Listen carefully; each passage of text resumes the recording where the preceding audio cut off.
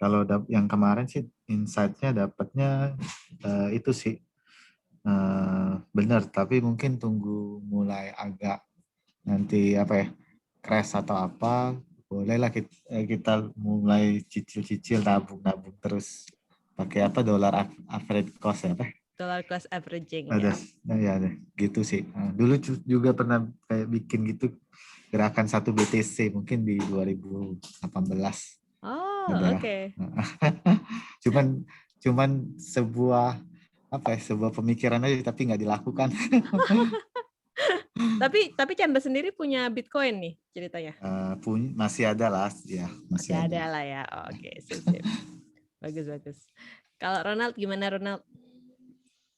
Hmm, apa nih yang di-sharing dari materi kemarin? Ya, yang dari materi kemarin, terus ekspektasinya hari ini. Kan mungkin sudah ada informasi, terus juga hari ini ngelihat, wah Bitcoin naik lagi jadi 64.000 hari ini. Jadi mungkin ada yang bisa di-sharingkan gitu ke teman-teman semuanya. Kayaknya belum sih ya. Kemarin kan baru basic pengenalan aja Bitcoin itu apa, terus evolusi uang itu gimana, kenapa diciptain Bitcoin, kayak gitu aja sih. Terus sempat habis selesai yang kelas kemarin kan dapat nimbrung di Clubhouse bentar. Oh ya, oke. Ya ngerti nggak ngerti lah, tapi overall ngikutin sih yang pasti poinnya yang aku dapat kalau untuk transaksi pakai Bitcoin di Indonesia untuk sekarang kan nggak bisa karena memang yang diakui uangnya itu cuma rupiah gitu kan. Ya, betul. Tapi Bitcoin di sini nih bertindak sebagai aset digital gitu ya. Ya, betul. Itu aja sih yang aku dapat poinnya kemarin. Selebihnya masih meraba-raba. Oke, siap kalau gitu. Sesandi mungkin nanti bisa nyusul aja. Dan ini kan nanti juga direkam, jadi dia bisa juga ya ngelihat rekamannya juga kalau memang telat. Jadi kita mulai aja ya. Jadi hari ini kita akan bahas tentang teknis berinvestasi Bitcoin.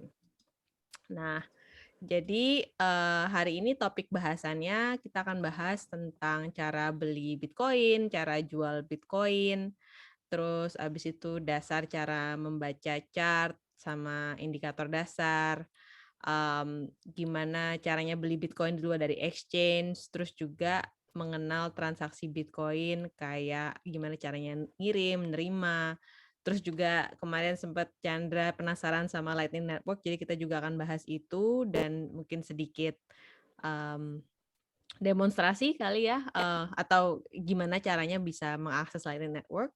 Terus juga kita akan bahas tentang caranya nyimpen Bitcoin dengan baik gitu, karena kan seperti yang dibahas kemarin nih ceritanya, Bitcoin itu kan dia adalah aset yang tanpa perantara. Jadi intinya kalau kita udah punya Bitcoin, sebenarnya tanggung jawab Bitcoin, kepemilikan Bitcoin itu ada di kita. Jadi setelah kita beli atau kita jual, misalnya setelah kita beli, kita harus tahu gimana caranya nyimpen Bitcoin dengan baik. Terus habis itu kalau mau jual gimana caranya juga nanti akan dibahas gitu ya. Oke. So, nah, jadi ya kalau sini kan Chandra udah punya Bitcoin. Nah, mungkin buat Anastasia sama Ronald juga nanti setelah dari kelas ini nih kalau memang butuh kayak bantuan gimana caranya bisa mungkin sign up ke exchange tuh nanti bisa saya bantu. Nah, tapi yang pertama-tama yang kita harus pahami itu sebenarnya faktor apa sih yang mempengaruhi harga Bitcoin, dan juga maksudnya ini harga cryptocurrency secara general juga intinya sama ya. Sebenarnya harga Bitcoin itu ya kita balik lagi kita mikirnya kayak sebuah komoditas kayak emas gitu ya. Jadi intinya harga itu naik karena demand-nya naik. Kan yang kemarin sudah dibahas Bitcoin itu terbatas, jumlahnya hanya ada 21 juta. Tapi di dunia ini kan ya ada 7 miliar manusia ya, setiap harinya bertambah juga. Dan setiap harinya orang-orang itu mulai ya pengen memiliki Bitcoin lah intinya. Banyak orang yang pengen memiliki Bitcoin. Jadi harga itu sebenarnya merefleksikan berapa banyak orang yang mau beli, dan kalau misalnya harga turun berarti memang ada banyak yang jual. Jadi intinya cuma supply and demand aja. Nah, tapi apa yang biasanya kadang mempengaruhi supply dan demand? Jadi kadang misalkan faktor-faktor yang sering terjadi itu misalkan ada peraturan, misalkan ada ya kayak kemarin di Nigeria sempat nge-ban Bitcoin ya kan. Terus akhirnya harga Bitcoin di Nigeria jadi naik jadi 79.000 dolar, walaupun di market-market yang lain di Indonesia masih rata-rata masih sekitar 50.000, dia udah 79.000 sendiri karena demand-nya banyak kayak gitu. Terus event-event mungkin event besar atau investor besar yang masuk kayak waktu pas Tesla kemarin masuk harganya jadi naik kayak gitu kan. Atau misalkan ada berita kayak ya kemarin pas Tesla juga masukin Bitcoin, dia punya reserve Bitcoin, adopsi industri, jadi berarti semakin banyak kayak institusi itu mulai percaya sama Bitcoin. Nah, itu bisa meningkatkan harga gitu kan. Terus juga kalau misalkan di satu daerah itu tidak stabil ekonominya, mungkin Bitcoin tuh jadi salah satu cara buat masyarakatnya untuk menyimpan uang atau ya memastikan bahwa mereka nggak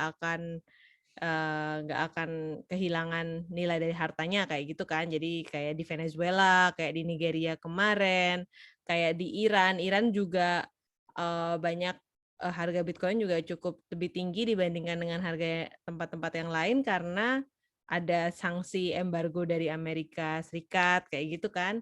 Nah, jadi sebenarnya faktornya sebenarnya banyak, tapi pada intinya harga Bitcoin itu kayak ibaratnya pikirin aja kayak ke pasar gitu kan. Jadi ada orang yang mau jual Bitcoin, terus ada juga yang mau beli. Nah, yang mau beli mungkin punya harga yang beda-beda gitu. Nah, jadi harganya Bitcoin sekarang ini tuh sebenarnya kayak harga rata-rata dari semua exchange di dunia ya kisaran seperti itu. Tapi setiap exchange pasti punya harga yang agak sedikit berbeda dibandingkan dengan satu exchange dengan exchange yang lain. Nah, itu kan karena ya tergantung siapa di exchange tersebut atau di pasar itu ada yang mungkin punya uang lebih, jadi akhirnya harganya jadi lebih tinggi, atau ada yang jual lebih banyak, makanya harganya turun. Nah, itu sebenarnya inti dari harga cryptocurrency sih sebenarnya kayak gitu, simple aja ya. Jadi bayangkan aja kayak di pasar. Lu? Nah, terus ini ada di Indonesia sendiri kan ada sekitar 13 exchange ya. Dari 13 exchange itu yang udah saya coba gitu kan, terus habis itu saya juga melihat fitur-fiturnya. Menurut saya dari 13 itu ada 5 yang patut dilihat gitu, patut untuk dicoba. Jadi yang pertama ada namanya Luno. Luno ini bentuknya ada website sama application. Jadi Luno ini dia modelnya sangat simple sih. Dia cuma ada 5 koin di sana.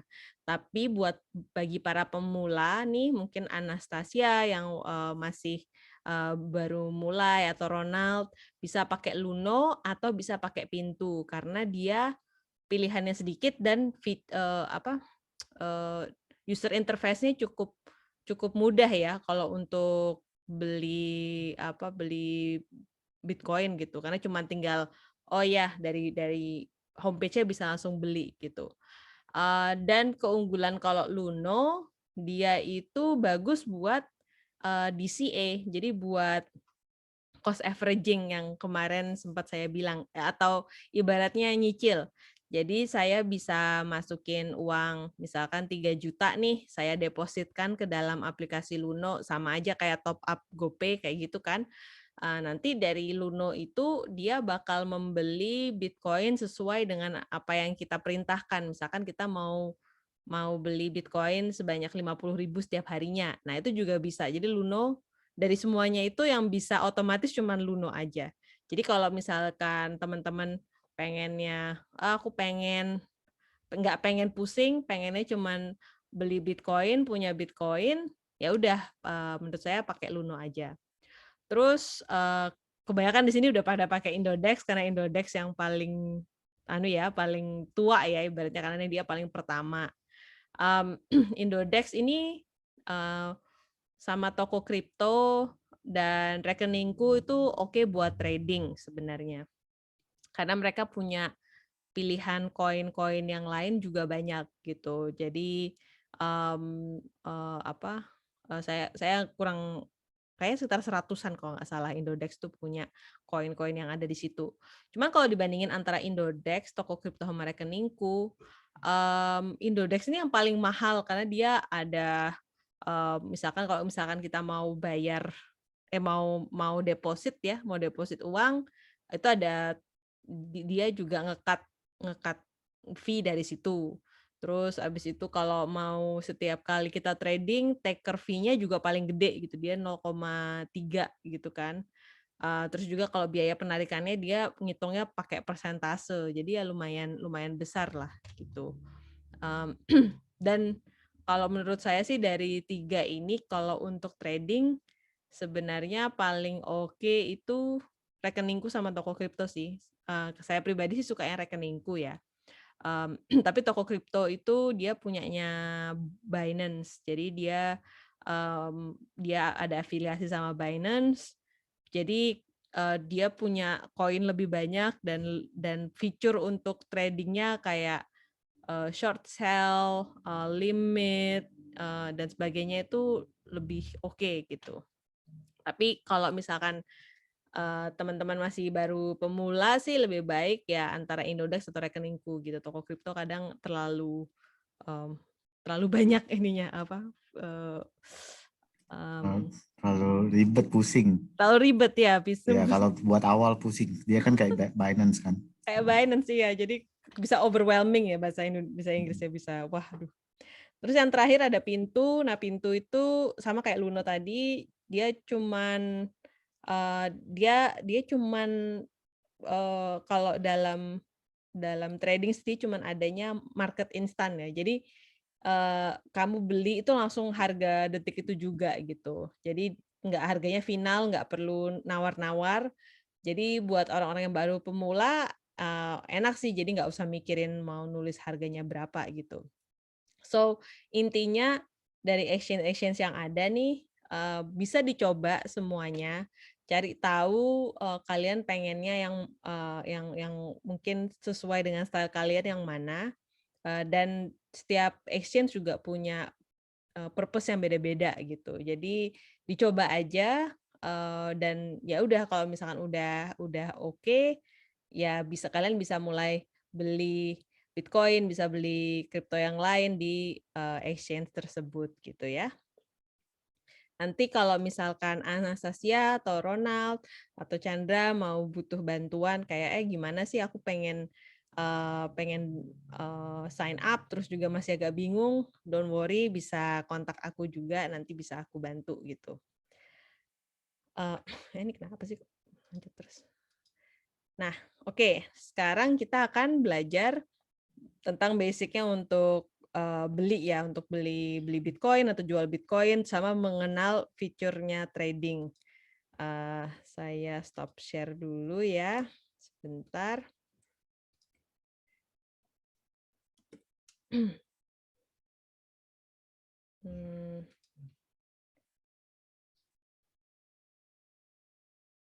Ini saya share lagi.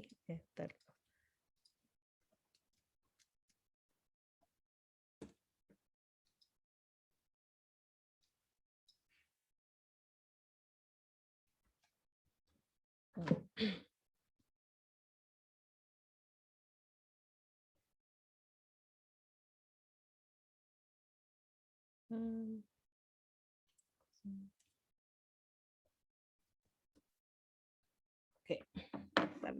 saya share lagi screen-nya. Screen. Ya, kelihatan ya? Oke. Ini Indodex. Jadi kayak semua teman-teman di sini punya Indodex semua ya. Anastasia katanya barusan nge-download Indodex. Atau Chandra pakai apa Chandra nih? Saya kacang nggak lupa kulitnya Indodax. Memang dari Indodex. awal bitcoin.co.id. VIP Bitcoin ya.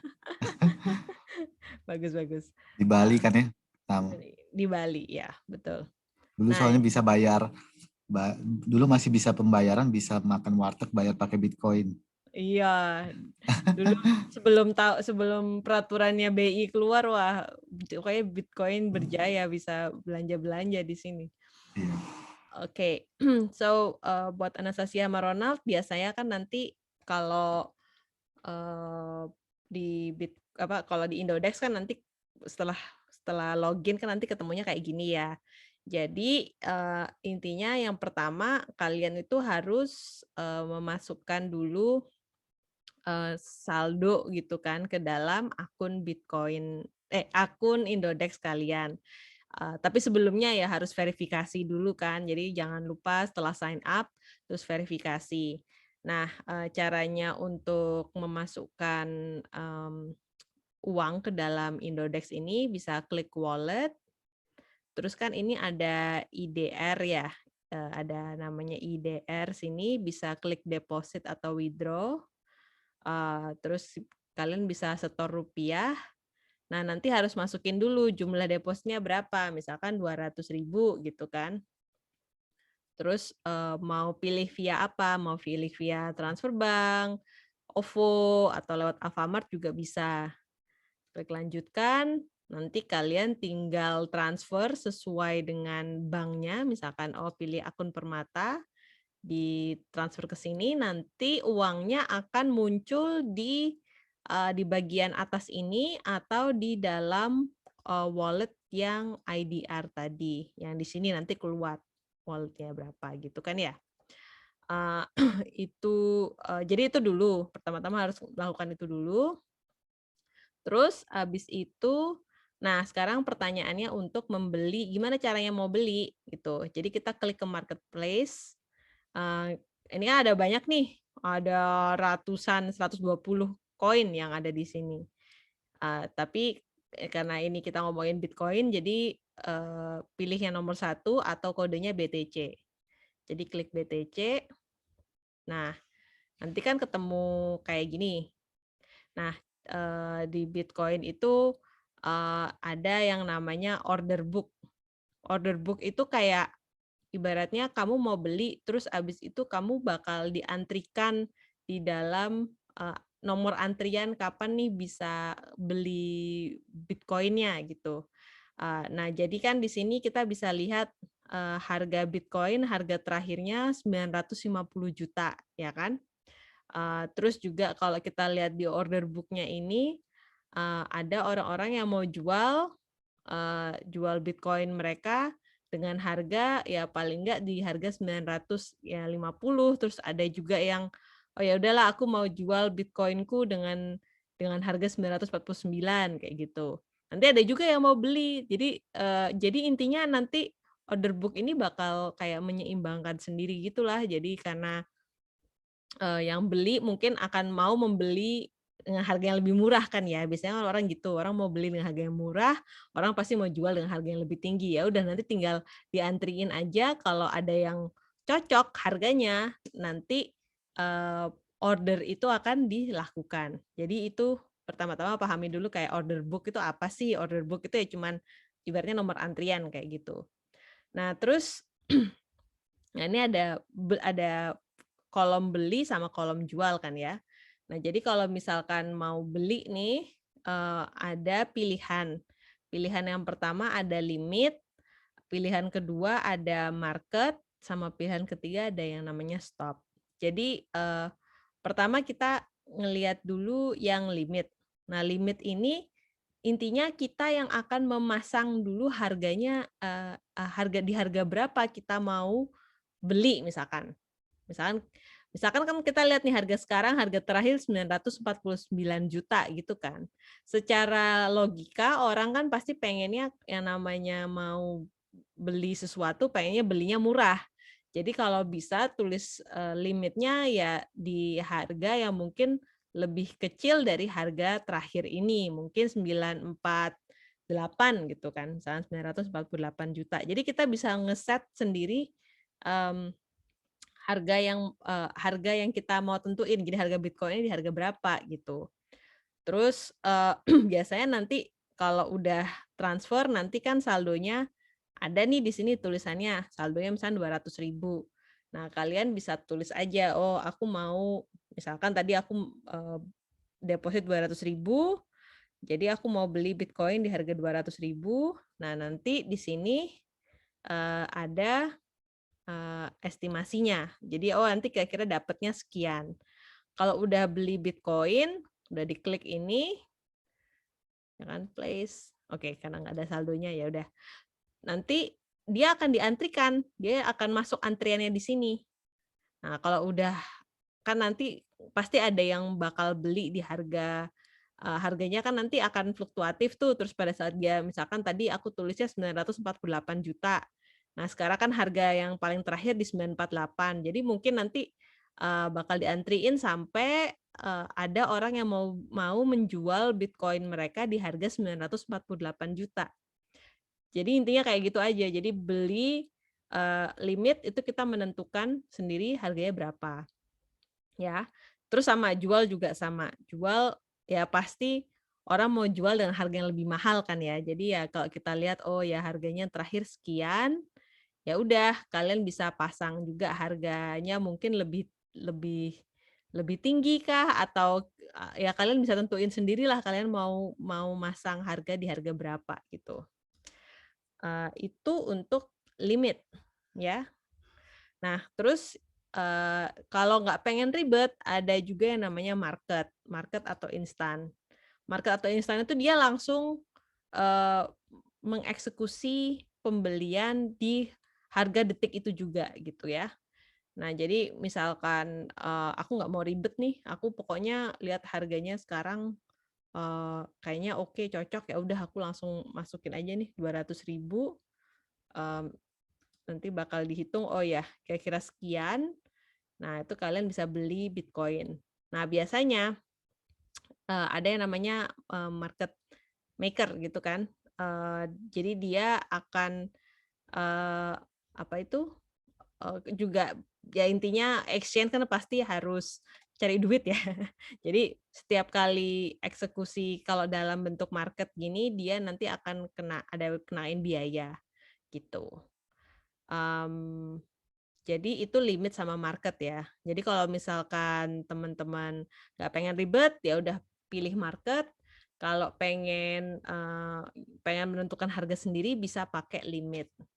Nah, terus juga ada yang namanya stop loss. Stop loss ini maksudnya itu kayak kalau di program komputer itu kayak kondisi gitu.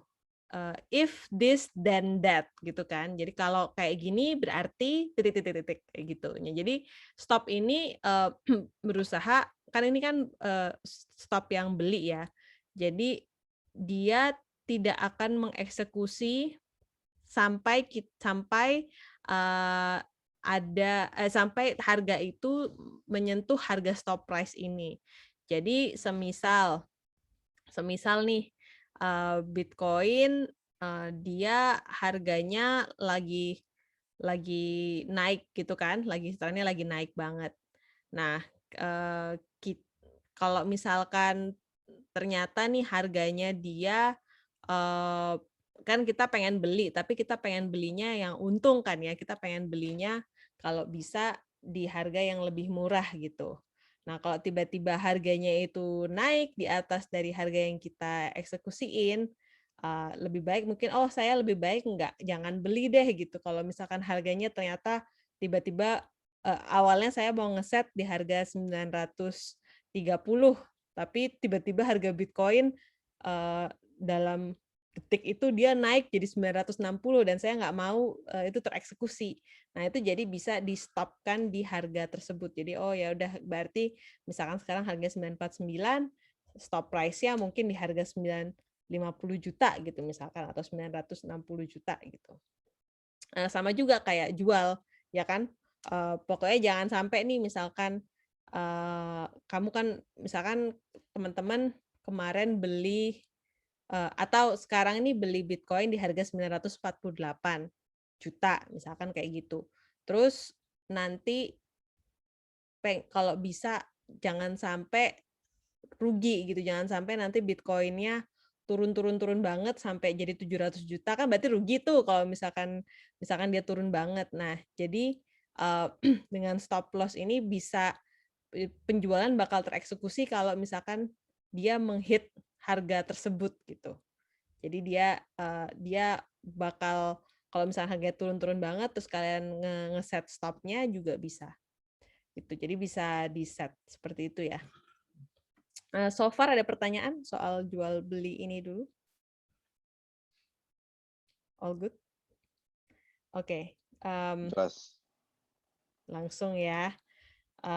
Jadi itu fitur trading secara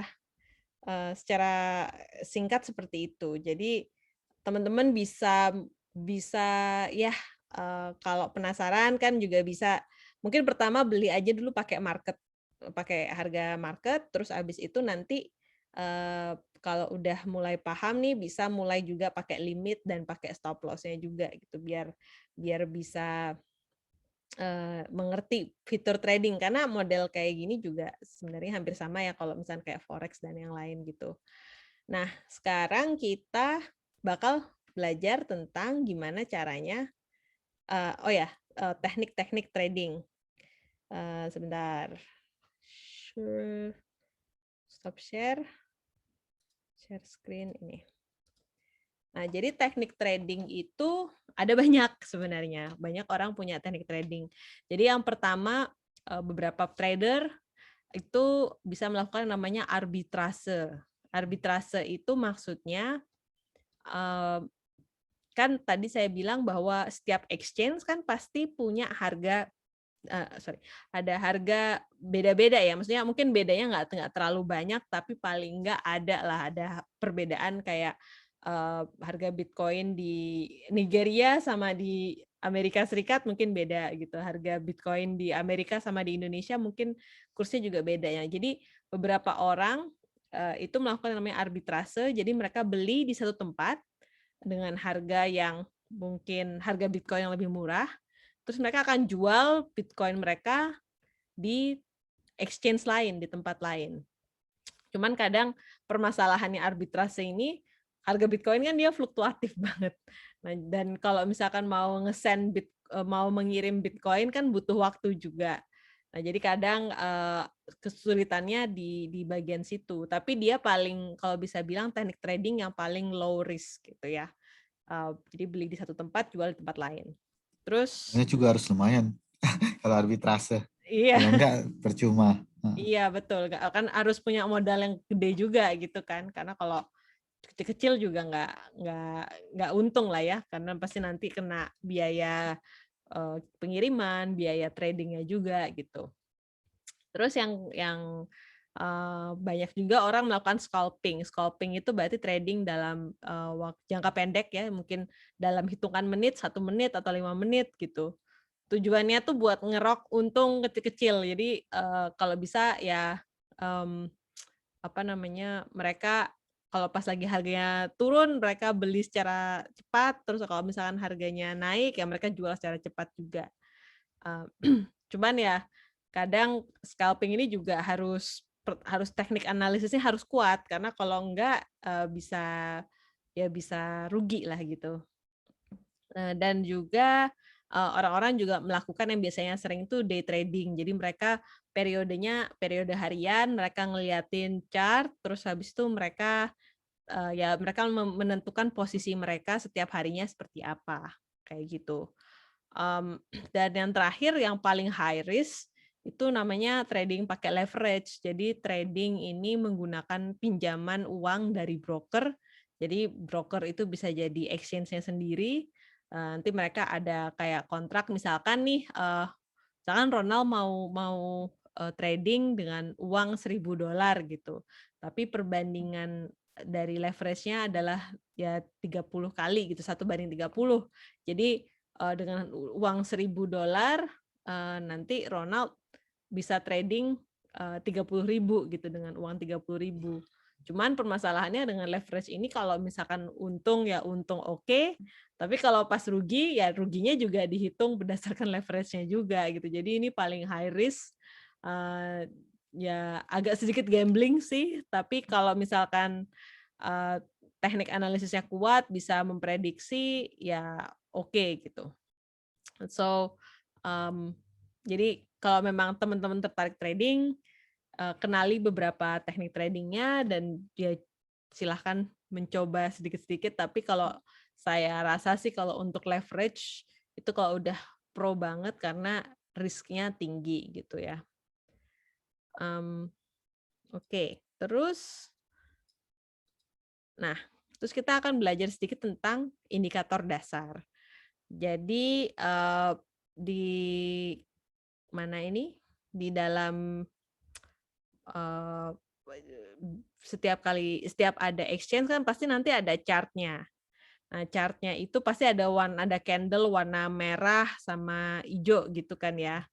Kayak sebagai contohnya kayak di sini nih kan ada merah, ada hijau gitu. Nah, maksudnya kayak apa sih? Ini maksudnya apa? Nah, maksudnya candle merah itu tandanya dia mengalami tren penurunan atau kita sebut bearish. Kalau candle yang warna hijau itu tandanya dia mengalami peningkatan atau kita sebut bullish gitu ya. Jadi kalau misalkan kita lihat nih, kan bear itu dari beruang. Jadi kenapa udah disebut bear? Karena kalau beruang kan kalau dia mau menyerang kan dia selalu nyerangnya kan ke bawah gitu. Jadi makanya dia trennya turun. Nah, kalau misalkan banteng kan dia kalau sukanya menyeruduk ke atas gitu kan. Nah, jadi disebutnya bull. Gitu aja sih intinya. Jadi kalau teman-teman dengar bear, bull ya itu tandanya market trennya ke arah mana. Nah, cara baca candle itu sebenarnya gampang. Jadi candle itu terdiri dari 2 komponen. Komponen pertama itu adalah body. Jadi yang warnanya merah banget itu namanya bodinya. Terus sama ada pin atau ya sebutlah pin ya. Pin ini bisa ada pin atas sama pin bawah. Jadi kalau misalkan warnanya merah atau dia itu bear, artinya harga pada saat harga itu dibuka dia harga ditutup itu lebih rendah daripada harga dibuka gitu. Jadi harga bukanya lebih tinggi. Jadi semisal nih kita memakai periode 1 jam. Jadi dalam 1 jam itu mungkin harga dibuka di misalkan harganya $50.000 terus dia tiba-tiba naik jadi 52 nih kan, jadi dia tiba-tiba naik terus habis itu dia turun jadi 47.000, tapi pas udah menit ke 59 dia tutup di harga misalkan 49.700 misalkan kayak gitu. Nah, jadi kalau yang pin atas tuh berarti menunjukkan bahwa pada periode itu dia sempat naik, atau pin bawah pada periode dia sempat turun, tapi dalam satu periode tuh bukanya di harga berapa, tutupnya juga di harga berapa. Jadi harga yang dibuka itu lebih tinggi daripada harga yang ditutup. Jadi dia mengalami penurunan. Nah, sama contohnya kayak yang untuk bull gitu ya. Jadi dia harga yang dibuka itu lebih rendah daripada harga ditutup. Jadi dia mungkin dalam periode itu dia sempat turun, terus dia sempat naik banget, terus akhirnya dia ditutup di harga tertentu. Jadi sebagai gampangnya sih ngelihatnya itu aja. Dan dengan candle ini kita bisa melihat apa itu namanya? Kita bisa melihat pergerakan tren dari aset ini seperti apa sih. Jadi kita ambil contoh kalau ini Bitcoin ya. Nah, ini setiap exchange itu punya advance chart-nya masing-masing. Beberapa orang pakai yang namanya trading view, tapi intinya sama aja karena kayak chart-nya yang dibuat, yang misalnya kayak didapat dari Indodex atau di toko kripto sama yang lain tuh juga diambilnya dari trading view. Nah, ini kita lihat chart Bitcoin dalam periode 15 menit gitu kan. Jadi dia oke, kita zoom. Nah, ini kayak dalam 15 menit terakhir tadi sekitar jam 16.30 sebelum 16.30 nih di jam 16.15 dia sempat turun banget kan. Jadi ceritanya ini pasti ada orang yang jual. Ada orang yang jual banyak, volumenya yang jual banyak karena dia sempat naik, sempat Bitcoin di harga, sebentar. Bitcoin kan sempat naik nih di harga 950 juta. Nah, itu biasanya kalau udah naik banget ya secara psikologis pasti masyarakat pengen ngambil cuan, ngambil untung gitu kan. Jadi banyak yang jual. Nah, kalau udah banyak yang jual, nanti pasti user pasti akan ngerasa kayak, oh harganya udah mulai murah nih. Tadi harga 950, udah mulai murah, akhirnya mereka beli lagi. Terus nanti kalau udah sampai kayaknya sekiranya orang-orang mulai ngerasa pengen jual, ya udah mereka jual kayak gitu kan. Terus kayak kita bisa lihat kayak di menit ke 16-15 ini pertama harganya dibuka di 949, terus dia sempat turun banget sampai 940 gitu. Atau kalau yang kita lihat di yang model pin ini dia dibuka di harga di harga 948, sempat turun banget jadi 940 berapa ini 43. Jadi dia sempat turun tapi dia akhirnya naik lagi dan ditutup di harga 950 gitu. Nah, jadi ini cara bacanya seperti itu. Nah, tapi hanya membaca candle aja itu nggak akan cukup. Itu harus dibarengin sama yang namanya indikator-indikator. Nah, indikator itu sebenarnya banyak sih, cuman paling basic ada beberapa indikator yang harus kalian tahu gitu. Yang pertama ada namanya moving averages. Moving averages itu kalian bisa ngelihat di tombol indikator, terus kalian bisa buat moving averages, ya kan? Nah, moving averages-nya ini ada, kita bisa ganti jadi, kan nanti keluar nih kayak garis gini. Nah, tapi kita bisa ganti kayak pengen tahu harga ini pergerakannya di rata-rata selama 50 hari seperti apa, selama dalam periode 50 barnya gitu ya. Terus sama yang 150. Biasanya sih saya pakai yang 50 dan 150. Mungkin bisa saya ganti warnanya jadi ada sedikit berbeda gitu ya. Nah, biasanya sih kayak moving average ini bisa menunjukkan kayak batas dari batas bawah dari harganya. Jadi kan kita bisa ngelihat nih di harga rata-rata nih. Sekarang tadi kan sempat dia turun. Terus dia menyentuh batas bawahnya batas bawahnya moving average yang warna biru ini kan. Nah, itu bisa menunjukkan bahwa sebenarnya kalau udah menembus batas ini, dia mungkin nanti akan bounce lagi gitu. Dan benar dia akhirnya naik lagi gitu kan. Dia tadi turun terus habis itu dia nyentuh garis ini dia naik lagi.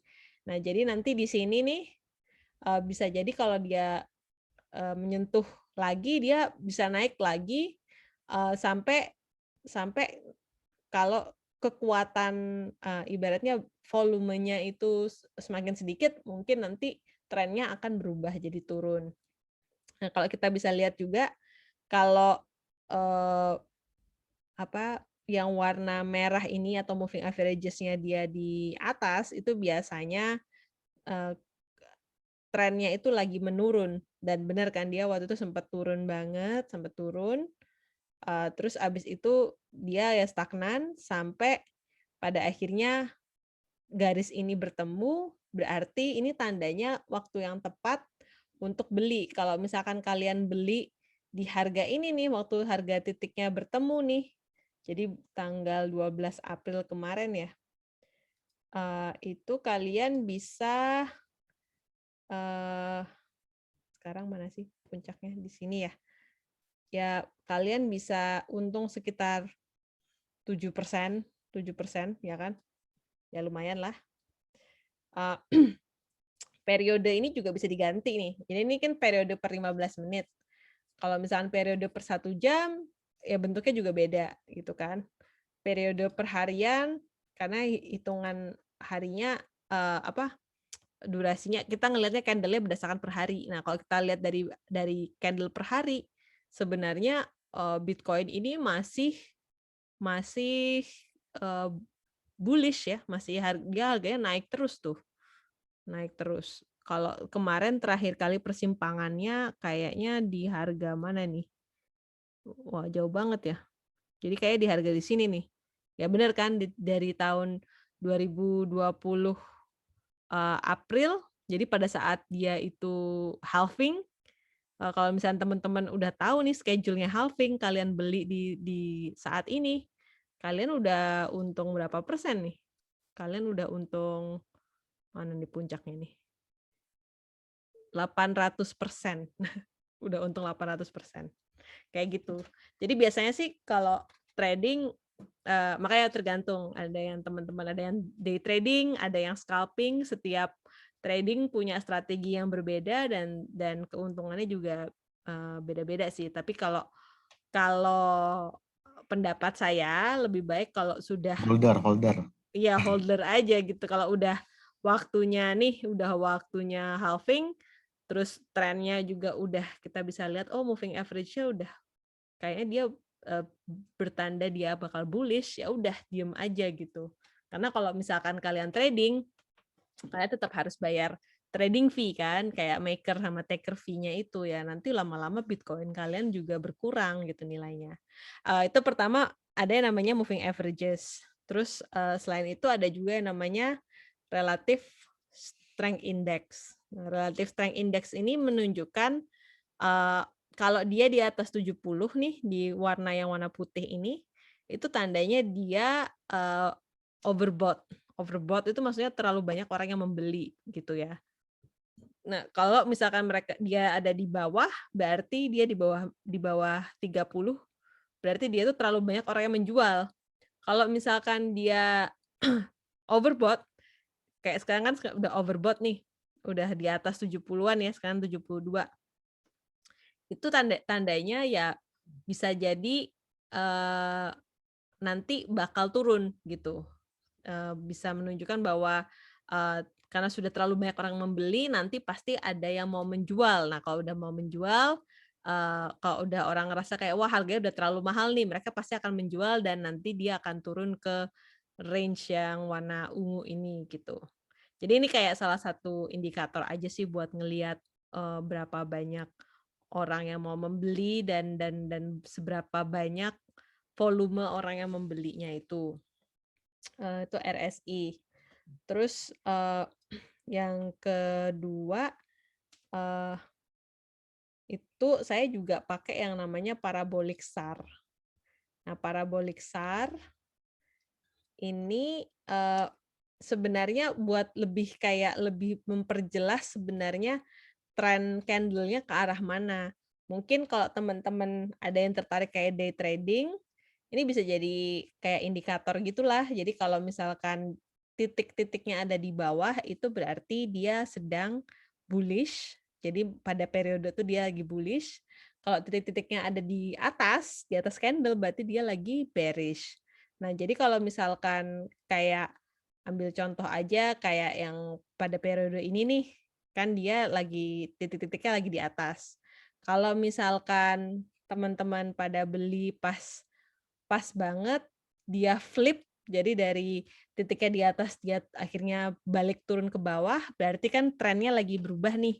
Trennya lagi berubah menjadi bearish, kalian yang bisa dapat untung juga gitu. Jadi kita lihat ya kalau dari titik ini kan mungkin kalian belinya di titik itu. Nah, sampai nanti waktunya mau ganti ya kalian udah bisa dapat untung sebesar 77%. Kayak gitu kan. Terus nanti kalau kalian nggak mau kalian jual di sini, kalian udah untung, terus kalian bisa beli lagi kalau waktunya titiknya flip lagi. Cuman permasalahannya dengan strategi kayak gini, kita kembali lagi kalian maunya objektifnya apa nih? Kalau misalkan objektif kalian cuman pengen dapat lebih banyak rupiah, ya monggo silahkan trading. Tapi kalau misalkan objektif kalian mau beli atau mendapatkan lebih banyak Bitcoin, sebenarnya ya kalau trading seperti ini agak rugi karena kayak contohnya kita kan beli di harga sekian ya, di harga berapa ini? Di harga mana sih? Nggak kelihatan. Kan belinya di harga 484 juta. Terus kalian jual di harga 800 ya kan 800 juta. Cuman nanti kalau kalian mau beli lagi pasti kalian nggak akan mendapatkan harga yang sama, kalian nggak akan mendapatkan harga 448 juta karena Bitcoin dia grafiknya naik terus ya kan. Jadi kalian akan mendapatkan lebih sedikit Bitcoin-nya. Walaupun rupiahnya kelihatannya banyak tapi nanti Bitcoin-nya jadi lebih sedikit. Jadi kalau misalkan mau dibandingin untuk cuan yang lebih banyak itu kayak apa? Ya udah hodling aja sebenarnya, cuman disimpan aja dulu gitu. Jangan dijual sampai pada waktunya kalau memang kalian merasa kayak wah ini udah cuan banget nih boleh dijual gitu ya. Jadi ada ada moving average, ada parabolic SAR, ada juga RSI gitu. Terus ada juga namanya tuh MACD atau MACD. Nah, MACD ini juga sebenarnya cuma melihat trennya juga ya. Jadi kalau biasanya nih kalau warna ada garis yang warna biru, ada juga garis warna merah.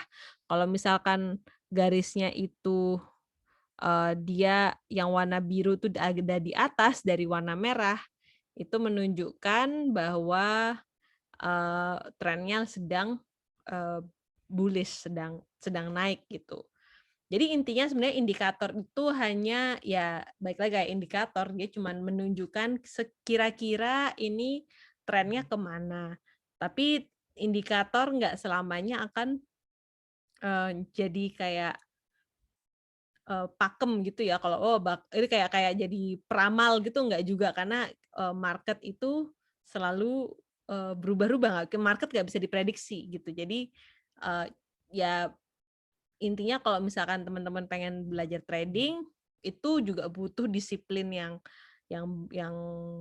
tinggi, butuh waktu juga untuk belajar, untuk mempelajari indikatornya, dan butuh kedisiplinan. Intinya disiplin aja sih gitu. Semua trader pasti bilangnya kayak gitu. Oke. So far ada pertanyaan untuk indikator ini? Nggak ada ya? Atau kayak wah overwhelm. Tapi intinya coba-coba aja. Nanti sampai kalau udah selesai kelas ini bisa cobain tuh buka advance chart, terus ngeliatin moving average, parabolic SAR, RSI, MACD, terus sambil ngeliatin kayak pergerakannya gitu kan. Kita juga bisa melihat ini kan berdasarkan per hari, kalian juga bisa ganti ini berdasarkan per menit. Nanti kalau misalnya per menit pasti ininya juga beda nih. Kayak ini gitu stay aja terus. Grafiknya agak beda karena kan berarti itu grafik per menit gitu kan ya. Itu ya. Oke. Sip. Jadi boleh dicoba. Terus, nah, terus selain itu kan tadi teknik analisis.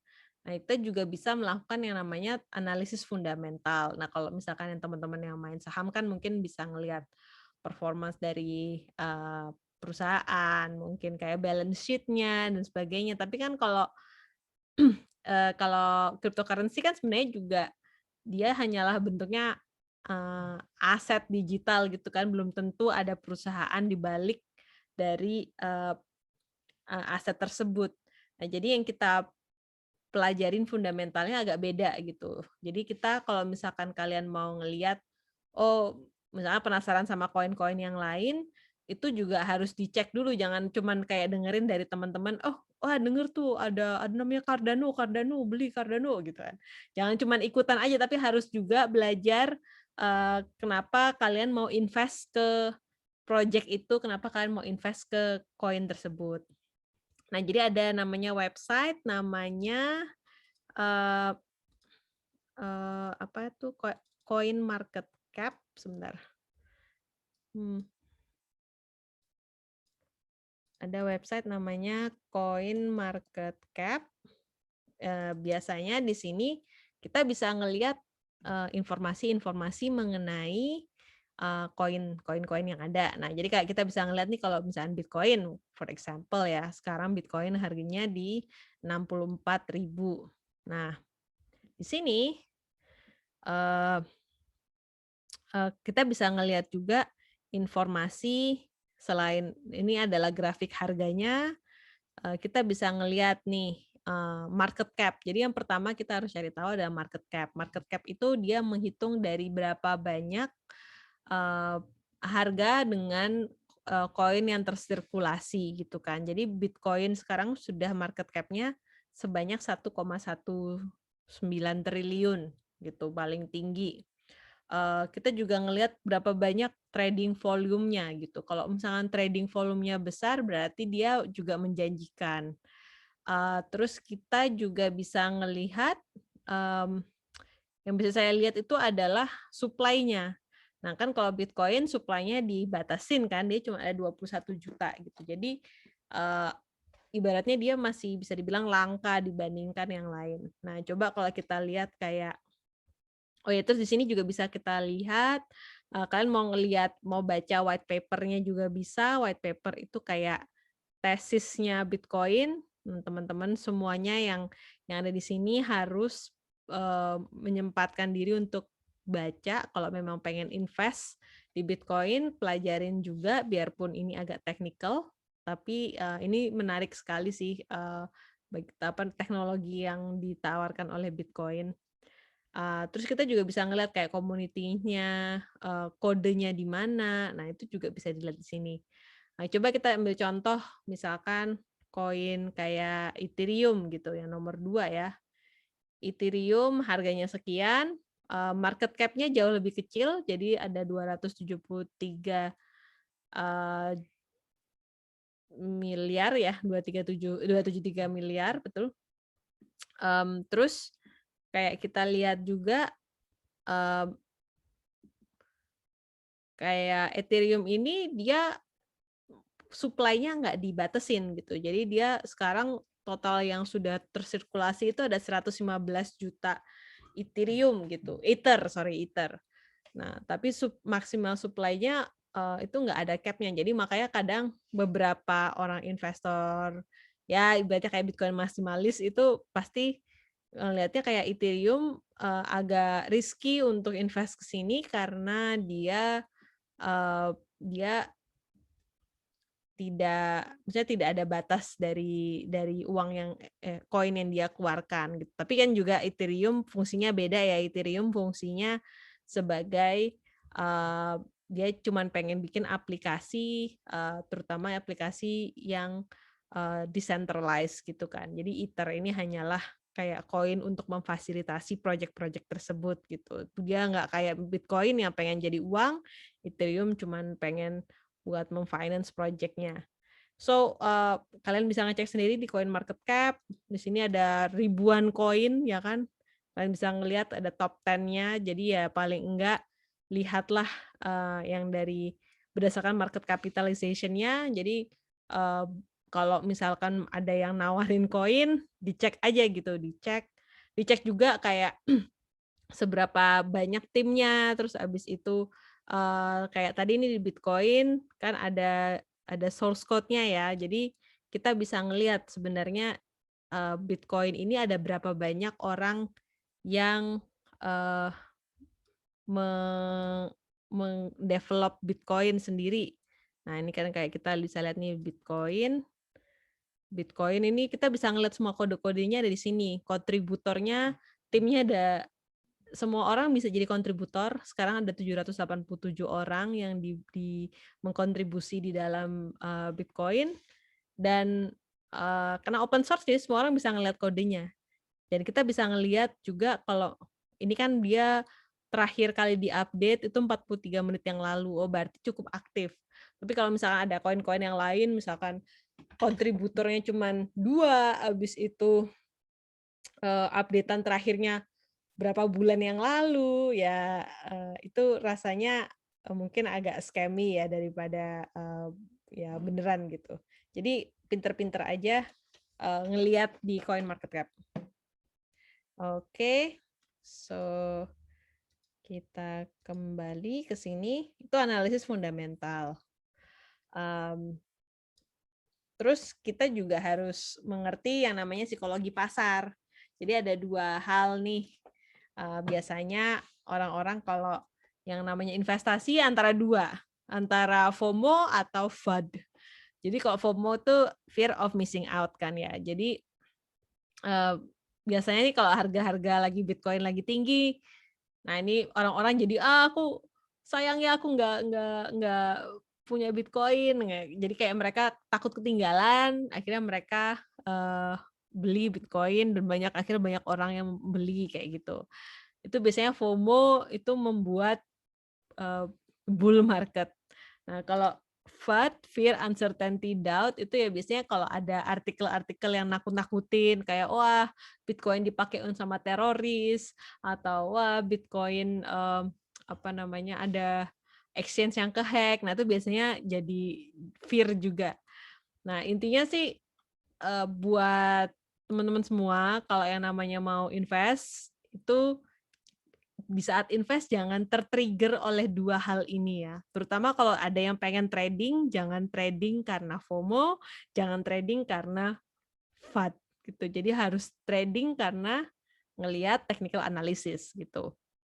Karena kalau misalkan FOMO, misalkan nih udah untung ya kan, udah untung, terus abis itu sudah maunya ngambil untung saat itu juga, maunya dijual, tapi merasa tapi kalau misalkan aku diem aja kan mungkin nanti naik lagi, ternyata dia turun, akhirnya rugi. Jadi jangan serakah, intinya jangan serakah, dan kalau takut, kalau misalnya semuanya berdasarkan fear, pasti nanti hasilnya jelek gitu intinya. Kalau mau investasi apapun lah ya. Jadi kita juga harus tahu psikologi pasar juga dan psikologi kita sendiri di saat kita mau investasi. Terus juga ya strategi yang paling utama sih ya paling gampang adalah dollar cost averaging gitu. Kalau daripada trading sebaiknya lebih bagus dollar cost averaging. Karena sebagai contoh ada website dollar cost averaging Bitcoin, apa sih namanya tuh? Ya DCA BTC nih ya. Jadi kita bisa melakukan simulasi nih. Jadi kalau simulasinya semisal kayak saya beli Bitcoin sebanyak 10, saya nyicil sebanyak ya udah 100.000 itu kan sekitar $7 ya. $7 setiap hari nih beli 100.000 selama dalam waktu 5 tahun. Dimulai 5 tahun yang lalu gitu. Nah, itu jadi kita bisa lihat bahwa kalau saya invest 100.000, saya tuh invest total selama 5 tahun tuh sebanyak $12.000. Tapi nantinya saya itu bisa dapat sekitar $315.000 gitu kan, totalnya sekitar 2.000%. Nah, jadi daripada misalkan teman-teman pengen invest tapi bingung trading, ya udah DCA aja, ya kan, beli nyicil aja. Karena kalau kalian belinya rutin, itu kalian bisa mengikuti dari tren-tren harga gitu. Jadi pas misalkan harganya naik, ya oke, kalian dapat Bitcoin yang lebih sedikit, tapi pas harganya turun, ya kalian akan dapat Bitcoin lebih banyak. Dan akhirnya kalau misalkan dollar cost averaging ini nggak terlalu beban gitu, nggak terlalu beban buat ngeliatin kayak chart, belajar technical analysis dan sebagainya. Ya udah, nabung nyicil aja. Mau itu Bitcoin, mau itu koin-koin yang lain, ya nabung kecil-kecil aja gitu. Akhirnya kan nggak terlalu beban gitu ya intinya. So dari semua orang pasti para investor menyarankannya adalah dollar cost averaging gitu. Salah satunya juga kenapa lebih baik kayak dollar cost averaging daripada kayak trading, karena trading itu kadang masih kita bergantung sama exchange kan. Karena kebanyakan orang kalau misalkan mereka mau trading, pastinya kan mereka harus masukin uang ke dalam exchange, terus biar mereka bisa liquid lebih cepat, ya mereka mungkin lebih memilih untuk menyimpan Bitcoin mereka di dalam exchange. Cuman kadang exchange itu karena masih bisa dibilang centralized ya. Jadi kalau misalkan ada kondisi politik tertentu atau ada kebijakan pemerintah tertentu kayak di Cina, polisi menutup salah satu exchange, terus mereka menyita 4,2 miliar dolar Bitcoin di dalam exchange-nya gitu, atau bahkan di tahun 2020 ada 75 exchange yang juga tutup. Nah, kalau kalian naruh duit kalian di dalam exchange, ya otomatis ya kalau misalkan apapun yang terjadi di exchange gitu, kalian nggak bisa, ya sama kayak di bank lah intinya, duit kalian tuh masih dipegang oleh exchange-nya itu sendiri gitu. Jadi cara paling aman sebenarnya adalah setelah beli, setelah dollar cost averaging, disimpan gitu kan. Kalau kalian mau pengen untuk investasi dalam jangka waktu yang panjang gitu. Nah, jadi nanti kita bahas juga gimana caranya menyimpan dengan baik. Nah, kalau misalkan kalau misalkan nggak ada exchange terus dapetin Bitcoin, gimana caranya? Nah, ada banyak cara sih sebenarnya. Jadi yang pertama kayak bisa beli Bitcoin dengan antar sesama, ya kan? Jadi ada website namanya Paxful.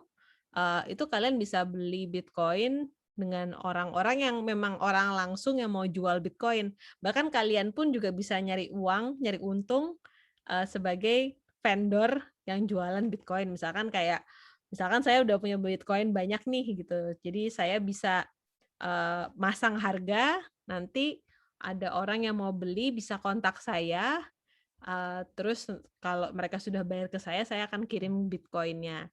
Nah, Paxful ini dia cuma jadi kayak perantara antara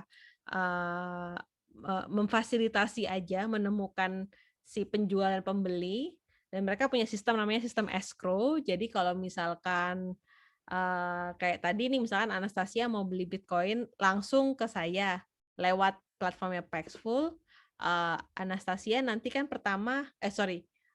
saya sebagai penjual harus naruh dulu Bitcoin saya di Paxful. Jadi nungguin Anastasia buat ngirim dulu duit transfer ke bank saya gitu kan. Setelah Anastasia bayar ke saya bank transfer, nanti saya klik OK, saya konfirmasi, baru Bitcoin itu akan dikirimkan ke Anastasia lewat Paxful gitu. Jadi ada sistem namanya sistem escrow. Jadi nggak langsung. Jadi untuk meminimalisir scam ya gitu. Dan kayak uniknya kalau pakai Paxful ini ada berbagai macam cara buat beli Bitcoin, nggak hanya dari bank transfer, mau pakai Google vouchernya Google Pay, atau mau kirim pakai PayPal, atau mau pakai gift card, itu juga bisa gitu. Jadi Paxful ini punya banyak cara metode untuk beli Bitcoin, dimanapun kalian berada. Terus kalau zaman dulu di Bali tuh ada Bitcoin ATM, di Jakarta juga ada, cuman sayangnya udah diambil karena kalau nggak salah pemerintah itu mau memajekin PPN situ, jadi akhirnya diambil. Tapi di negara-negara lain kalian bisa masukin uang cash ke dalam mesin ATM-nya itu, nanti kalian tinggal scan QR code, nanti kalian akan dapat Bitcoin gitu. It's so easy.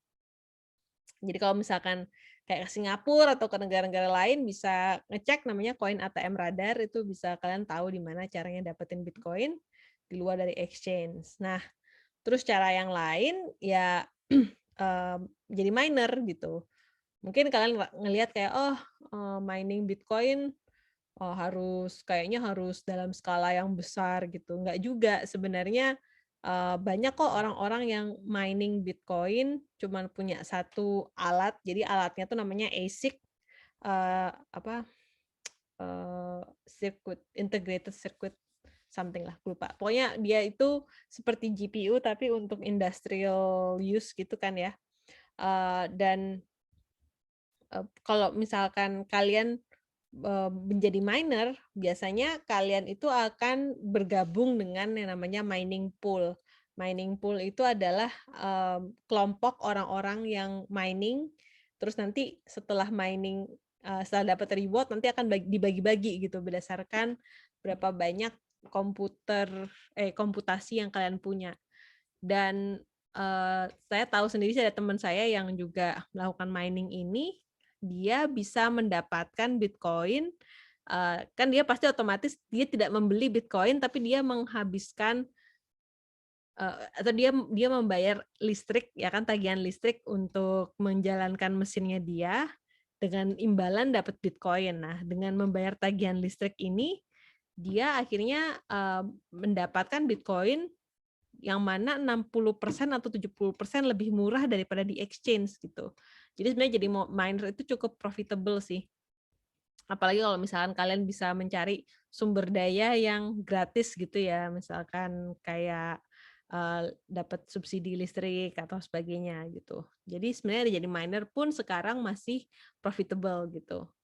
Atau ada juga beberapa orang yang dia akhirnya misalkan dia mining Ethereum gitu, karena kalau mining Ethereum masih lebih mudah ya, lebih nggak perlu pakai ASIC, pakai graphic card juga masih bisa gitu kan ya. Jadi mereka banyak yang mining Ethereum, terus nanti dari mining Ethereum entah mau nyimpen Ethereum-nya atau mereka juga convert itu ke Bitcoin. Terus cara yang lain, ya mungkin kalau teman-teman punya skill, banyak sih kayak tawaran-tawaran pekerjaan freelance di luar sana yang membayar dengan menggunakan Bitcoin. Dan keuntungannya bekerja dan dibayar dengan Bitcoin adalah karena harganya makin lama makin naik, ya uang kalian akhirnya makin lama makin banyak kan. Dan jadi kayak Bitcoin yang kalian spend juga makin lama makin sedikit, karena kan kita mungkin living expense-nya ya udah gitu-gitu aja, tapi uangnya makin lama makin banyak. Saya juga ada teman yang dia 2 tahun dia berhasil nego dengan perusahaan yang dia orang Eropa sih kebetulan. Jadi dia dibayar pakai Bitcoin dalam waktu 2 tahun, dia akhirnya berhenti kerja karena duitnya udah banyak, jadi dia udah mau pensiun dini aja gitu. Jadi ya sebenarnya bisa juga ya untuk mendapatkan Bitcoin, nggak harus lewat exchange. Oke, terus sekarang kita mau belajar tentang wallet ya. Nah, jadi kalau tadi kan kita udah belajar membelinya gimana, sekarang kita belajar tentang mengirimkan dan menyimpan di dalam wallet. Kayak kemarin yang sempat kita bahas kan, jadi Bitcoin itu kalau di saat dia melakukan transaksi kan transaksinya sebenarnya dikirim atau disiarkan di dalam catatan buku besar, terus habis itu setelah para miner itu melakukan verifikasi dengan melakukan pemecahan algoritma ya kan, dan membentuk blok baru akhirnya transaksi akan diterima oleh si penerima gitu, dan si miner nanti akan mendapatkan reward. Nah, jadi untuk mengirimkan transaksi ini diperlukan yang namanya wallet dompet ya, sama aja lah ya. Intinya adalah aplikasi untuk mengakses, menyimpan dan mengirimkan Bitcoin. Nah, jadi kan Bitcoin itu cuma program komputer aja. Jadi kalau misalkan kalian punya wallet, itu sebenarnya kalian gimana caranya mau mengakses Bitcoin kalian yang ada di dalam program Bitcoin-nya gitu. Jadi itu cuma aplikasi aja. Dan wallet itu ada terbagi jadi 2. Jadi ada yang namanya hot wallet sama ada yang namanya cold wallet. Nah, kalau hot wallet itu berarti Bitcoin-nya itu masih terkoneksi dengan internet gitu kan. Jadi kalau dia masih dalam bentuk mobile atau desktop yang masih bisa diakses internet, itu namanya hot wallet.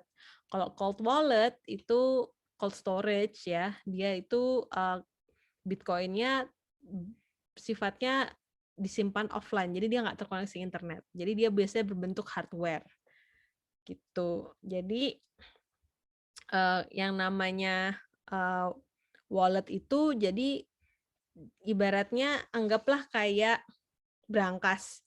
Nah, brankas ini punya 2 kunci. Jadi kunci yang pertama ada kunci publik sama kunci private. Jadi kunci publik ini adalah kunci untuk menerima Bitcoin, dan ini bisa dianggap kayak alamat email atau bukan alamat email sih, kayak nomor rekening lah, nomor rekening dari walletnya ini apa, itu adalah public keys. Nah, kalau private keys itu itu adalah kunci yang bisa yang hanya orang yang punya yang bisa memindahkan Bitcoin tersebut gitu. Jadi kalau anggaplah kayak brankas, jadi kunci pertama itu kalau untuk naruh Bitcoin, tapi kalau misalkan mau ngeluarin Bitcoin harus pakai kunci yang lain gitu, private keys. Nah, untuk beberapa wallet ya, kayak ibaratnya wallet di Indodex atau di toko kripto atau di rekeningku, itu setiap orang punya public keys yang berbeda-beda ya kan. Cuman private keys-nya itu dipegang sama si exchange ini gitu. Karena kalau misalkan ada pihak lain yang memegang private keys, berarti mereka bisa mengontrol koin tersebut lah intinya, seperti itu. Nah, jadi kalau mau aman, berarti kita harus mencari wallet yang bisa yang kita tuh bisa akses private keys-nya. Jadi dengan adanya private keys ini kita bisa kita bisa mengontrol uang kita juga bisa meng-spend uang kita sendiri gitu dan mengamankannya gitu. Nah, jadi private keys itu bentuknya kayak apa sih? Private keys itu sebenarnya ya cuman kayak kata-kata bukan kata-kata sih, kayak angka dan numerik gitu kan. Cuman kalau buat manusia kan agak sulit untuk mengingat alfanumerik. Nah, jadi digunakanlah sebuah metode enkripsi yang mana jadi angka dan nomor ini dijadikan kata-kata gitu.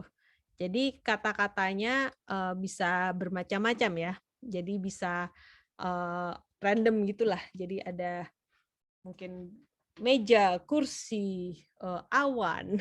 Tapi itu kalau diurutkan nanti akhirnya jadi kayak alfanumerik itu. Nah, jadi ada beberapa wallet yang bisa aku rekomendasikan. Jadi ada Blue Wallet, ada Exodus, Electrum, Mycelium. Ini adalah wallet-wallet yang bentuknya desktop atau mobile dan dia bisa men-share private keys gitu. Ada juga yang lebih aman lagi yaitu pakai hardware wallet atau cold wallet. Jadi ada namanya Ledger atau Trezor atau Cold Card. Jadi Ledger itu bentuknya kayak USB gitu, Trezor itu juga, Cold Card tuh juga bentuknya kayak token gitu. Nah, sekarang kita ngomongin soal gimana caranya menggunakan private keys ini kan. Jadi private keys ini sebenarnya penting sih, karena kalau misalkan teman-teman nih udah mulai mulai investasi di Bitcoin ataupun koin yang lain, udah duitnya akhirnya miliaran, tapi kalian nggak punya private keys-nya, berarti kalian tuh nggak punya kalian nggak bisa mengontrol dan mengelola koin yang kalian punya. Jadi bisa jadi kalau hilang ya udah bye-bye gitu kan. Nah, jadi kita semua harus punya yang namanya private keys ini. Sebentar, ini gimana ya caranya? Aku mau nge-share dari HP. Oh, aku join aja di Zoom.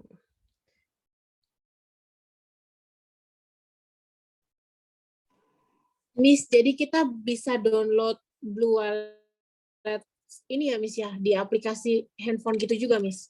Iya, betul. Blue Wallet yang ada di aplikasi handphone itu Blue Wallet sama Exodus. Electrum itu dia bentuknya desktop. Kalau Mycelium itu buat Android gitu. Kalau teman-teman pakai apa itu namanya Android, ya bisa pakai itu juga. Sebentar ya, saya mau share pakai Blue Wallet.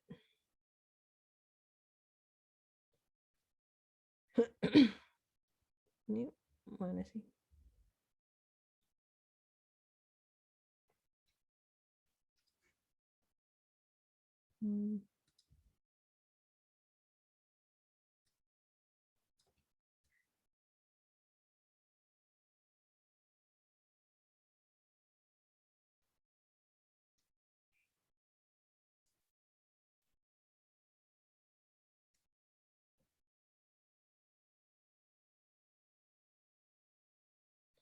Oke. Jadi ini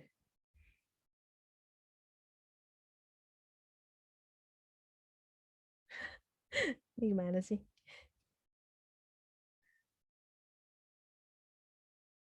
Oke deh, mungkin jangan pakai yang Blue Wallet. Saya mau coba kalau pakai oh ini ada sih. Enggak, aku punya Blue Wallet di desktop. Hah, kok aku nggak inget sih. Sorry. So, bisa juga sih di desktop. Mycelium ini udah lama nih. Mycelium udah lama, iya. Nah, ini nih. Teman-teman bisa lihat ya. Ini Blue Wallet. Bentuknya sama sih kayak di mana? Kayak di yang di mobile juga sama. Nah, jadi kalau misalkan udah download, nanti modelnya kayak gini. Terus kalian bisa klik Add Now. Nah, Add Now ini kalian bisa tulis ya, oke, misalkan nama walletnya ini tes kelas Bitcoin gitu. Nah, kalian bisa milih mau punya wallet Bitcoin atau mau punya wallet Lightning. Nah, ini di sini juga bisa pakai wallet Lightning, Chandra. Tapi kita pertama pakai wallet Bitcoin dulu ya. Nah, jadi pakai Bitcoin ini, kita klik create. Nah, nanti akan ada kata-kata ini nih, squeeze, enforce, comic, develop, mouse, bla bla bla. Kata-kata ini. Ini ya ini adalah street phrase-nya ya atau private keys-nya juga. Kan nanti kalau kata-kata ini dimasukkan ya berarti ini akan terenkripsi menjadi alphanumeric tadi gitu. Nah, yang paling penting buat Anastasia, buat Ronald, ini kata-kata ini jangan disimpan di komputer atau di screenshot atau di foto gitu. Kalau bisa kata-kata ini ditulis aja di kertas, terus disimpan, diamankan gitu ya. Jadi atau kalau misalkan udah memorinya kuat banget, ya udah mungkin diinget aja. Karena dengan adanya kata-kata ini nih, berapapun Bitcoin yang kalian punya di dalam wallet kalian, itu kalian bisa akses di aplikasi manapun, kapanpun, tanpa harus menggunakan tanpa harus kayak terpaku sama ini ada di dalam handphoneku atau ini ada di dalam laptopku gitu. Jadi kalau misalkan tiba-tiba laptopnya hilang selama kalian masih punya kata-kata ini, kalian bisa mengimport private keys-nya dan Bitcoin kalian bisa kalian akses gitu, kalian bisa menggunakannya gitu. Nah, dan kata-kata ini random ya, sifatnya random. Jadi nggak, nanti kalian kalau misalkan buat mungkin beda lah ininya. Jadi kalian bilang, oke, setelah aku sudah menulis, nah kan nanti kebentuk nih walletnya, ya kan?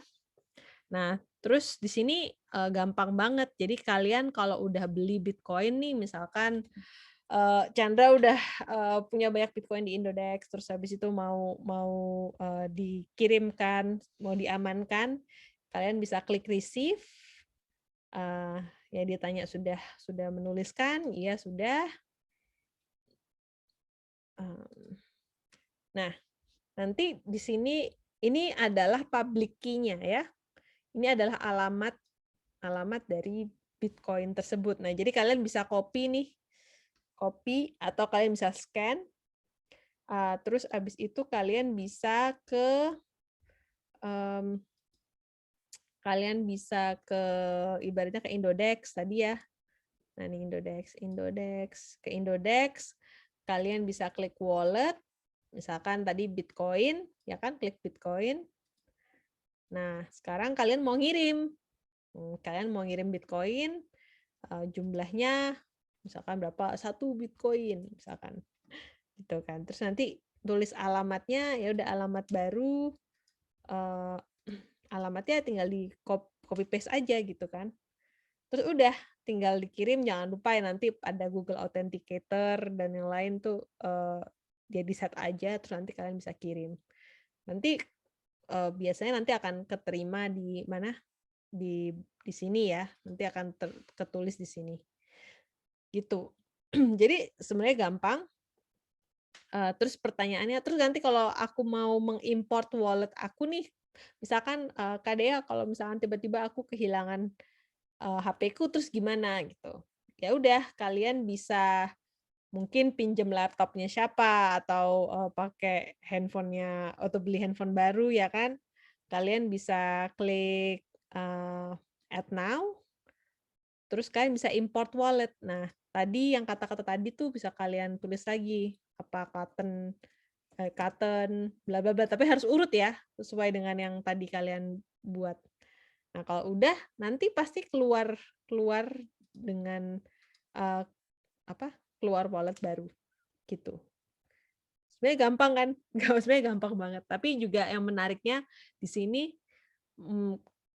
bayangkan aja gitu, kalian ibaratnya punya uang miliaran rupiah dan kalian tuh bisa pergi kemana aja tanpa harus bingung nanti gimana cara akses uangnya gitu. Kalau kalian tiba-tiba harus ke luar negeri gitu, kalian cuman tinggal ingetin aja itu seed phrase-nya, bisa akses juga langsung ini Bitcoin ya. Kayak yang aku dulu ada teman yang dari bukan teman sih, maksudnya ada teman dengar cerita orang yang dari Venezuela, dia mengungsi ya kan dari negaranya karena ya situasi perekonomiannya hancur di Venezuela. Dia mengungsi ke Amerika. Dia nggak bawa apa-apa, tapi dia ingat kata-kata tadi, dia padahal punya banyak Bitcoin. Jadi dia sampai di Amerika, ya udah melewati border dan segala macam.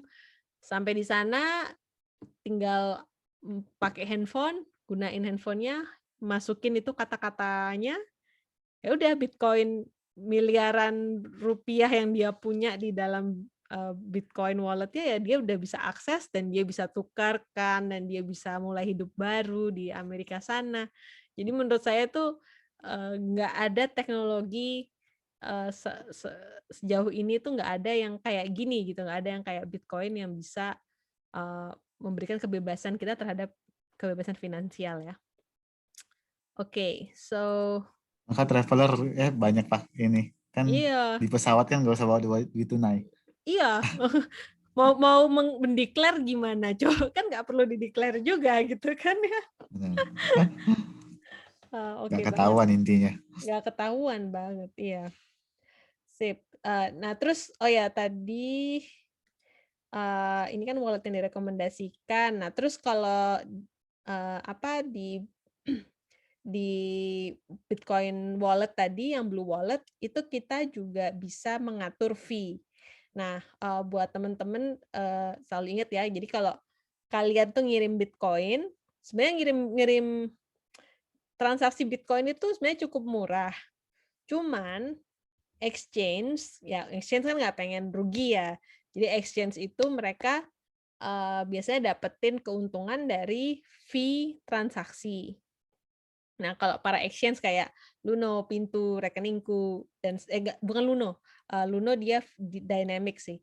Kayak Indodex, Rekeningku, toko kripto, Pintu, itu mereka fee-nya sudah fix. Fee-nya itu 0,0005 Bitcoin. Nah, jadi ya kalau Bitcoin-nya lagi mahal kayak sekarang ya mahal juga buat bayar fee buat ngirim Bitcoin-nya jadi mahal. Nah, tapi sebenarnya fee Bitcoin itu harusnya mengikuti harga miner, harga dari kan tergantung dari traffic dan juga jumlah yang mau ditransaksikan.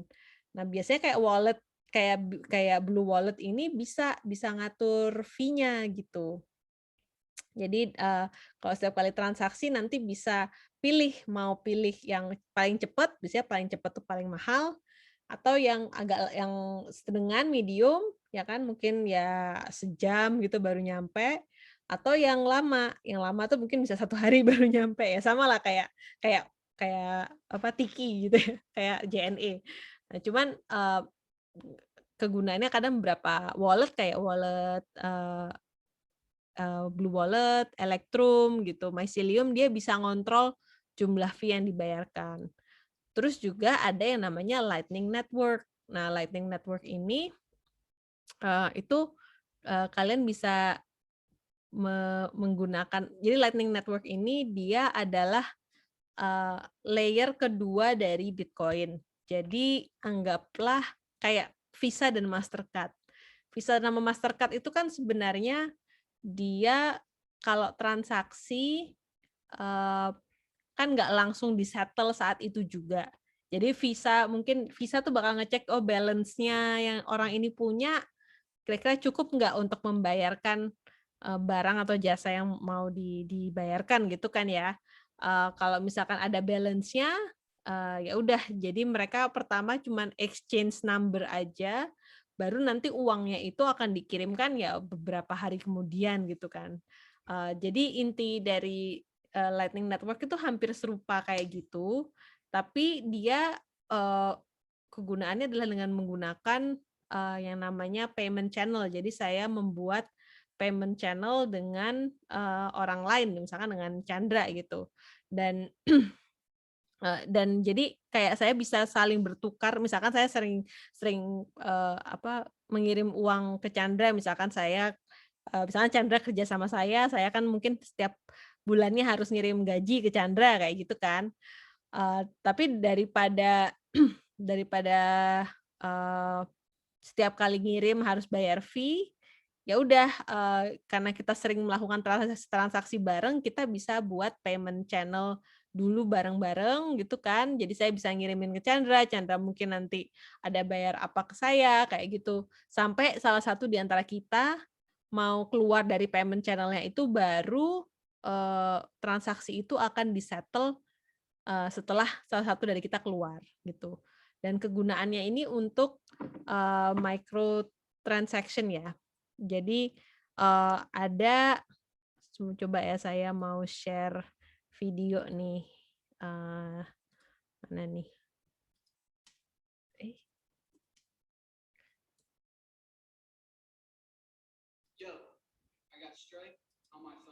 Bentar dulu.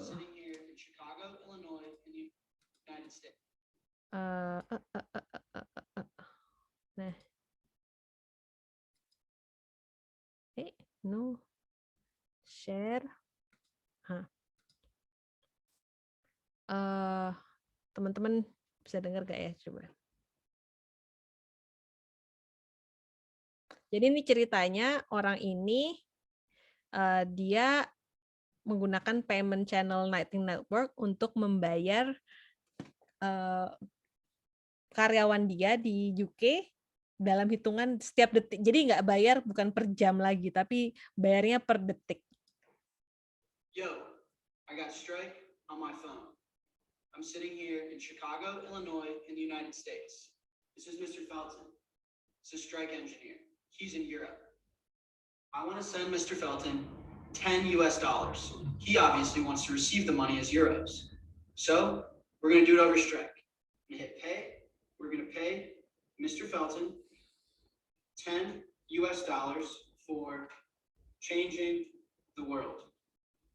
These US dollars are going to magically zip over the ocean, over the Lightning Network, and arrive as euros in Europe in real time, less than a second and at no fee. We now have the power to send any amount of money at any time, at any place, at no cost. I thought Bitcoin and Lightning Networks didn't work. Haters, hi, I'm sorry. Ya. Jadi intinya sekarang kita udah bisa yang namanya mengirimkan Bitcoin dalam hitungan detik juga gitu kan, karena dulu mungkin beberapa orang dengar kayak Bitcoin mahal, lama buat ngirim transaksinya bisa nyampe 10 menitan atau bahkan lebih dari itu gitu. Tapi dengan adanya Lightning Network ini jadi pembayaran bisa jadi lebih cepat gitu. Dan aplikasi kayak mana tadi Blue Wallet ini kita bisa bikin wallet Lightning. Jadi misalkan ini Lightning test Bitcoin gitu ya. Ya udah, jadi ini adalah walletnya Blue Wallet. Saya mau nyoba nih kirim $1 aja ke sini dari punya saya ya.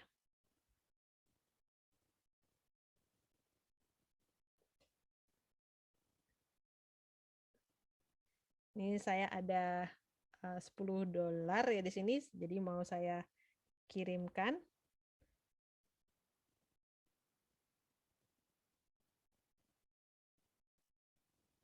Saya mau kirim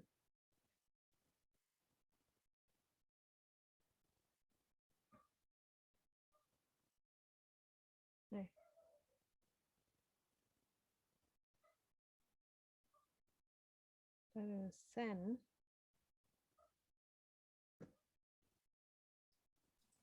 Ini OVO GoPay tapi internasional. GoPay internasional, ya betul. Wallet ini.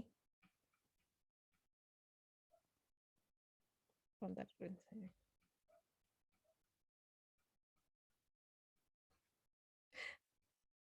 Jadi app-nya ini. Bentar dulu ya. Anti klimaks.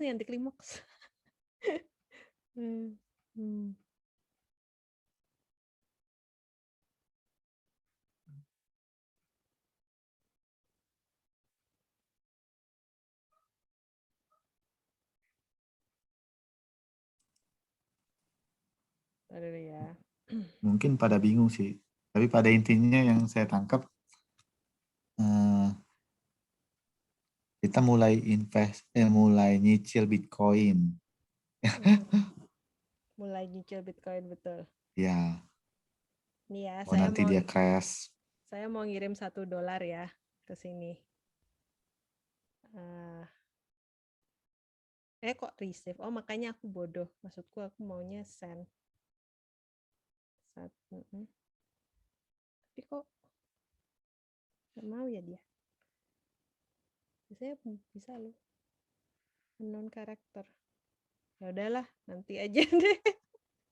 Tapi intinya bisa sih, harusnya bisa. Kemarin kapan hari nyoba sih. Jadi nanti bisa dimainin juga. Nantilah kita cek lagi. Maaf ya teman-teman, kayaknya lagi ada gangguan tuh gimana sih juga nggak tahu. But anyway, itu caranya untuk punya Lightning Network gitu ya. Terus oke, ya udah kalau gitu yang terakhir sih kayak apa, jangan lupa kalau misalkan punya Bitcoin, tambahin extra layer keamanan. Jadi kayak mungkin teman-teman punya Google Authenticator. Jadi Google Authenticator ini bisa di-download di App Store. Dia tuh kayak token yang selalu ganti-ganti nomornya gitu. Jadi dia bisa nambah extra layer keamanan buat apps-apps kayak Instagram. Exchange, ya kayak Exchange Instagram. Exchange Instagram tuh. Kalau bisa mungkin juga kalau register kayak di Exchange mungkin pakai email yang lain. Terus juga kadang kalau ya ini lebih tambah extra layer keamanan aja sih. Jadi kalau misalkan setiap kali transaksi mungkin pakai address baru, ya kan bisa kayak di Electrum itu bisa ganti-ganti addressnya supaya orang nggak tahu kalau misalkan oh ini address ini tuh pasti addressnya Dea gitu. Jadi kalau misalkan pengen lebih aman tuh juga bisa seperti itu. Oke, so kayaknya itu apa? Oh ya ini aku tadi barusan bayar nih. Mana tadi Blue Wallet-nya? Kok? Enggak ya? Oh enggak, ini salah. Ini aku bikin invoice. Anyway, kira-kira ada pertanyaan nggak sejauh ini? Atau malah tambah semakin bingung? Kak, Hmm? ini kan barusan yang dibahas yang hot wallet-nya ya, caranya Ya. gimana. Terus kalau yang hardware wallet tuh pakainya gimana dong? Hardware wallet, sebentar ya. Ledger ya. You open the Nano Ledger. power and then take the ledger.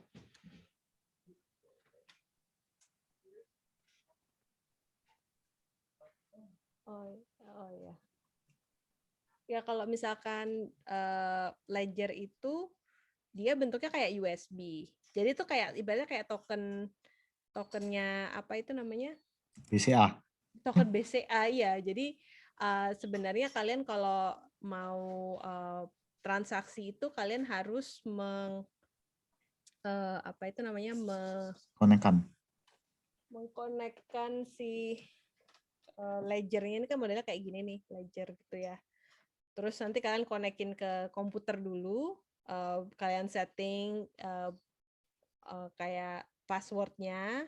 Terus juga kalian perbedaan antara ledger sama kayak tadi Blue Wallet, itu kan Blue Wallet dia yang membuat kayak random acak word frase kata-katanya kan dia sendiri yang buat. Nah, kalau ledger ini kita yang buat. Jadi kita yang menentukan sendiri kata-katanya, bisa 12 kata, bisa 24 kata.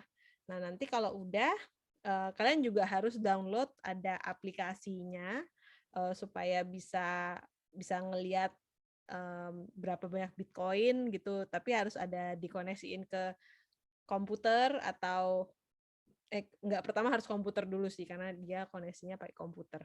Tapi juga ada aplikasi di handphone.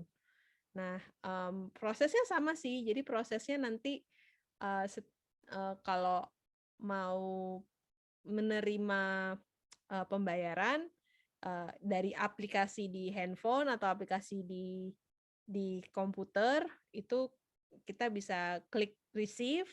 Nah, nanti ada keluar alamatnya, ya kan?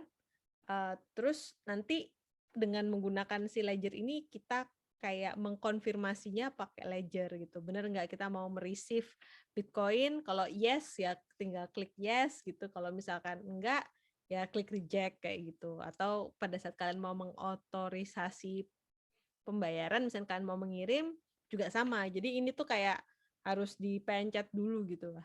Intinya gitu. Ya kayak token BCA. Kayak token BCA ya. Oke, paham. Thank you. Anastasia, ada pertanyaan? Nggak ada, Miss. Tapi kayaknya nanti bakalan ada. Kalau udah kelas ini kita masih akan bisa ketemu kan Miss di kayak Clubhouse gitu kan Miss? Bisa banget. Clubhouse tiap hari Selasa. Terus juga kan ada selanjutnya kalian juga bisa join grup Telegram ya. Jadi habis ini jadi mungkin paling lambat sih besok saya kirimin video rekaman kemarin sama hari ini ya kan. Kalian bisa join juga grup Telegram. Nanti ada linknya juga di email. Terus juga nanti akan saya kirimkan buku e-book panduan untuk investasinya itu dari gimana setup Luno, gimana download Blue Wallet, terus ya dan cara tadi yang soal trading tadi juga ada di buku e-booknya. Dan juga nanti saya akan kirimkan feedback gitu buat teman-teman kalau ada ya mau ngasih saran, kritik dan komentar silahkan. Kasih Bitcoin boleh juga terima. Kasih Bitcoin. Donasi ya. Kalau siapa ya? Ronald ya yang di Bali ya. Tanggal 24 kita ada mau ngadain meet up di Canggu. Nah, jadi kalau misalkan mau ikutan nanti kita bakal kerja sama Paxful. Jadi ada tuh di sana yang di Bali ada bagi-bagi Bitcoin gratis tuh. Asik. Ikutlah Ronald. Tanggal 24 ya. Tanggal 23 itu hari Jumat ya. 24-nya kalau nggak salah Kuningan. 23 ya. 23 Paxful ini kayak lokal Bitcoin nih tadi zaman dulu ya. Iya betul, Paxful tapi lebih gede daripada lokal gede, Bitcoin ya. Ya Kalau sering lihat sih dulu.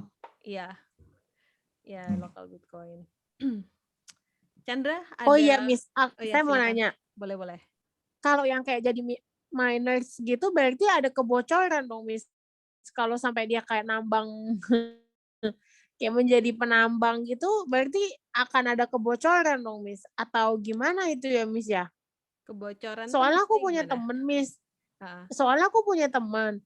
Dia tuh kayak jadi miners gitu dan dia bilang ya dia dapetin setiap menitnya dapet Bitcoin. Nah, tapi kan kayak aku nggak berani dong nanya sama dia kok bisa dia dapet Bitcoin gitu loh. Itu maksudnya gimana ya Miss ya kalau yang miners gitu ya? Itu maksudnya dia dapetnya dari mana? Jadi miners itu dapat reward tuh jadi kan miners itu dibutuhkan karena miners itu dia berguna untuk memverifikasi setiap kali ada transaksi ya kan. Nah, jadi miners itu dia dapat keuntungan 2. Pertama, dari setiap kali dia itu memverifikasi transaksi dan akhirnya membentuk blok baru ya kan di dalam blockchain yang kayak gini, itu nanti miners dapat reward dari program Bitcoin. Jadi Bitcoin baru akan dikeluarkan di saat miners itu buat blok baru. Terus yang kedua, miners itu dapat fee dapat imbalan dari fee transaksi. Jadi setiap kali kita melakukan transaksi itu nanti kan kita ada misalnya mau ngirim berapa Bitcoin gitu. Nanti kan ada tulisannya fee-nya berapa Bitcoin 0,0000 sekian Bitcoin. Nah, fee itulah yang akan dibayarkan ke miners gitu. Jadi Jadi miners itu sebenarnya diperlukan karena kalau nggak ada miners nggak ada yang bisa, kan kita butuh kalau misalkan transaksi di bank kan yang memverifikasi transaksi, yang meng-approve-nya kan bank. Tapi kan kini nggak ada bank. Nah, jadi semua orang itu bisa memverifikasi transaksi yang dilakukan dengan cara